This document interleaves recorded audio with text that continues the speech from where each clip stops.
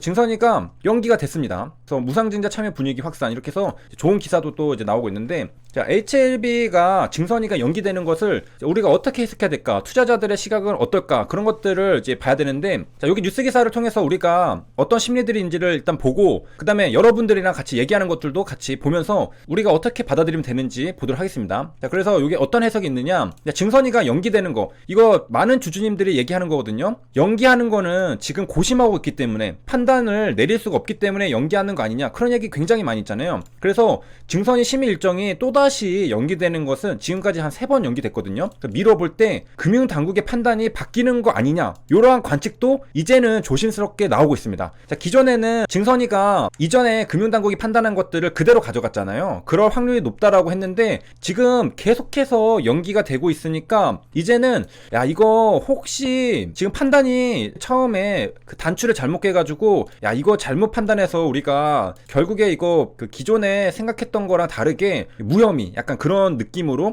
판단을 바꿔야 되는 거 아니냐, 이렇게 고민하고 있는 거 아니냐, 이렇게 생각하는 거죠. 그래서 그러한 결과로 투자자들 심리도 좀 영향이 있었던 것 같은데, 증선이가 예정대로 열리지 않았는데도 HLB는 장 끝나고서 시간회가 어떻게 됐냐, 3%가 올랐습니다. 증선이가 연기되면은 불확실성이 해소가 아니라 이제는 야, 이거 HLB한테 유리한 거 아닌가, 이렇게 생각하는 것 같습니다. 시장 자체가. 그렇기 때문에 기사들 나온 게 지금 장 끝나고 나왔거든요. 뭐 5시 19분, 그 다음에 연기된다는 거 제가 제일 빨리 본 게 2시 47분이었나요? 장 후반에 나왔거든요. 장 후반에 끝나고서 시간에까지 주가를 보면은 0.57, 1.05, 2.3% 이렇게 해가지고 HLB가 시간에 3% 오르고 끝났습니다. 그러니까 우리가 시장 심리를 어떻게 알 수 있냐, 증선이가 연기가 됐다, 처음에 2월 달에서 연기될 때는 조금 이거 불확실성이 계속해서 가는구나 생각했는데, 이번에는 이게 연기가 되니까 야, 금융당국이 지금 약간 판단하는데 어려운 거 아니냐, 이게 예정대로라면은 그냥 바로바로 하면 되는데 지금 어려운 상태니까, 금융당국이 판단하기 어렵다는 것은 HLB의 주장이 일리가 있다는 얘기잖아요. 그렇기 때문에 HLB한테 유리하게 상황이 돌아가는구나, 그렇게 시장에서 받아들이고 있는 거라고 우리가 해석할 수 있겠습니다. 자, 그 다음에 뉴스 기사 이제 또 보면은 내려가서 무상증자 했다는 얘기 있고,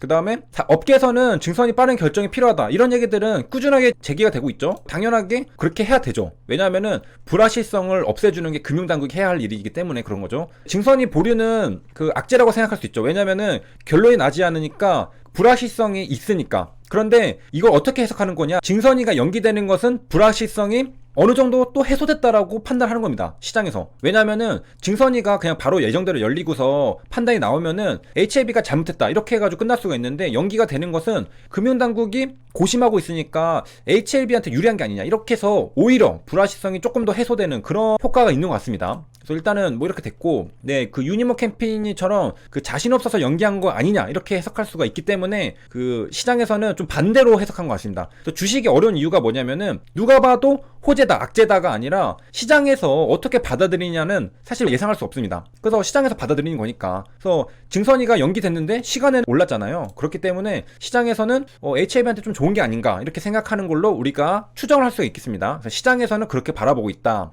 그 다음에 채팅창에서도 많은 주주님들도 역시 HLB한테 조금 유리한 게 아닌가, 이렇게 생각을 하시는 분들도 있잖아요. 그렇기 때문에 우리가 어느 정도 그런 심리를 읽을 수가 있습니다. 그 내려가서 보면은 무상증자는 이제 똑같이 이렇게 있고, 자, 그 다음에 또 어떤 것들이 있었느냐, HLB한테 지원군이 엄청나게 많습니다. 자, 증선이는 해당 안건에 대한 정확한 사실관계를 살펴보기 위해 시간을 더 갖는 것으로 보인다. 그러니까 시장에서는 이렇게 알고 있는 거죠. 그러니까 주주님들이 생각하는 것처럼 증선위에서는 판단하기 어렵다는 겁니다. 사실관계를 더 살펴보기에. 지금 그냥 있는 자료들, 공시랑 보도자료랑 그걸 토대로 판단하면 되지 뭘 더 살펴봐야 되느냐, 이렇게 생각할 수 있잖아요.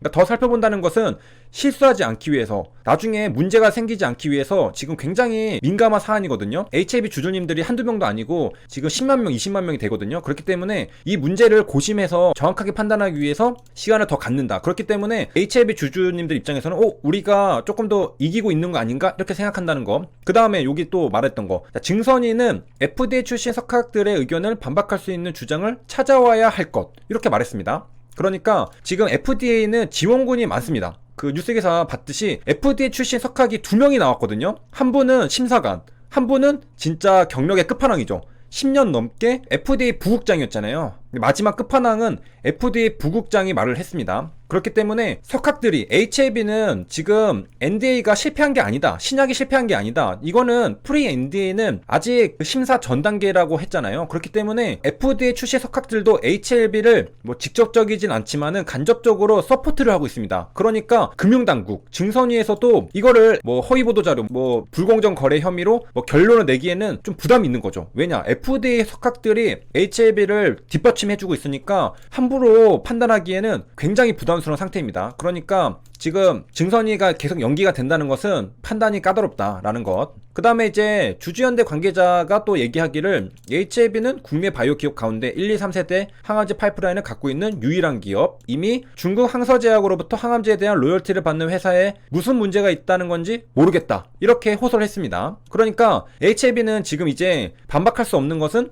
실적은 발생하고 있죠. 항서제약으로부터 로열티를 받는 것은 이번에도 공시가 나왔고 이제 앞으로도 실적이 찍힐 테니까 그 리버세라닉 관련해서 특허권에 대한 로열티가 들어오게 됩니다. 그래서 실제로 실적도 발생을 하고 있고, 그 다음에 NDA를 통해서 더욱더 확장을 해 나가야 되는 그런 과제는 있죠. 그런 것들 해야 되는데, 자, 어쨌든 증선위는 성과주의에 빠져서 피해자 발생 여부에 개의치 않는 금감원과 다를 것이라고 믿는다. 금감원은 그 문제가 있다라고 해서 적발해가지고 증선위에 올리는 역할을 하는 거거든요. 금감원은 적발하려고 하기 때문에 검사랑 비슷합니다. 검사는 범죄가 있는지 없는지 모르겠지만은 일단은 의심을 하고서 잡아가지고 법정에 세우려고 하는 게 검사잖아요. 마찬가지로 금감원도 얘가 문제가 있다라고 생각하는 그런 입장입니다. 그런 입장에서 업무를 해가지고 올리고 문제가 없다면은 뭐 다시 돌아가는 거고 그렇게 되는 건데, 증선위는 금감원이랑 좀 다르다 이렇게 생각한다는 것이고, 그래서 금감원 관계자에 대해서는 형사적 책임을 물을 것, 요것은 뒤에 그 또 내용이랑 연결이 되는데 HLB 주주연대가 변호사를 선임했죠. 그 다음에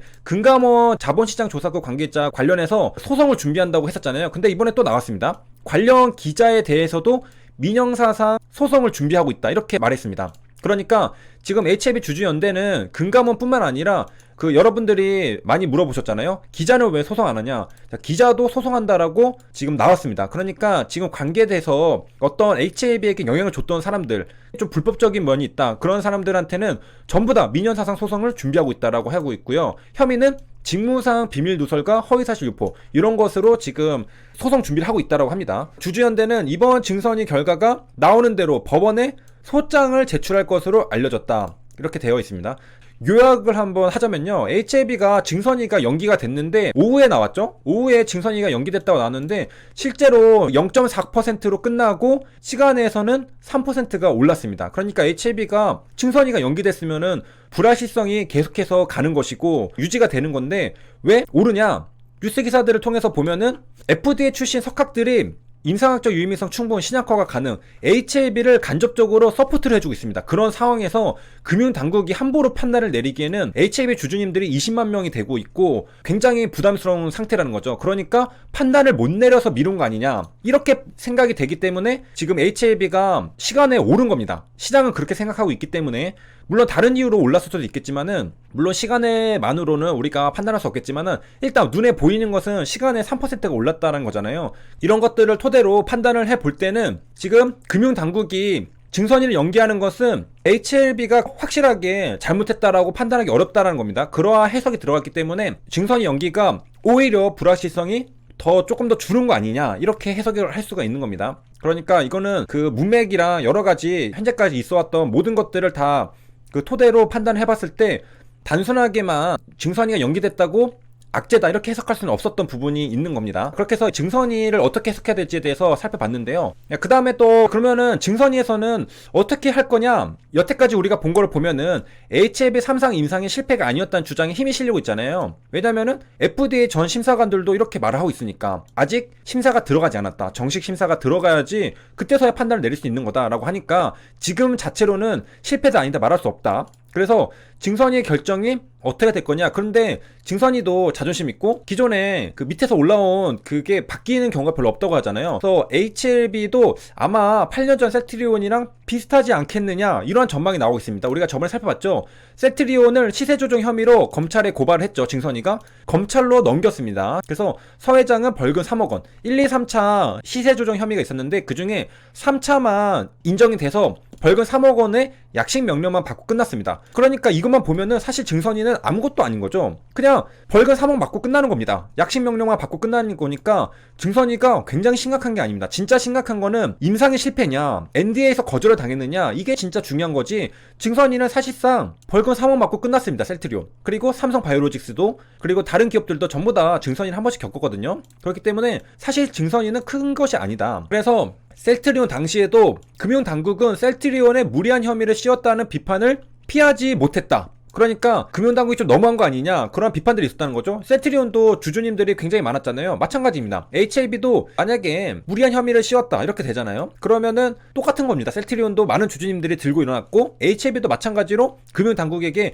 야 이거는 너무 무리한 혐의를 억지로 씌운 거다 이렇게 될 수가 있겠습니다. 그럼 비판을 피하지 못하게 되고, 지금 이제 소송들도 준비가 되고 있으니까 굉장히 부담스러운 상태다. 그러니까 함부로 판단 내리기 어렵다, 그런 상태라는 것 알 수가 있고요. 그 기자들은 고소하기로 했습니다. 자, 그래서 여기까지 그 HIB 증선에 대해서 우리가 어떻게 해석해야 되는지에 대해서 살펴봤습니다.